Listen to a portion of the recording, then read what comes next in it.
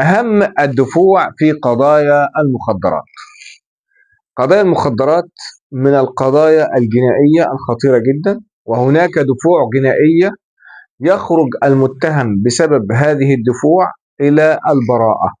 أهم هذه الدفوع بطلان القبض والتفتيش الواقع على المتهم، انتفاء أي حالة من حالات التلبس المنصوص عليها قانونا، غياب الأدلة المباشرة على ارتكاب المتهم للجريمة، عدم معقولية الواقعة، انفراد ضابط الواقعة بالشهادة وحجب باقي القوى المرافقة له عن الإدلاء بشهادتهم، وعدم وجود شاهد عيان، وغياب الأدلة المادية على الارتكاب المتهم للجريمة.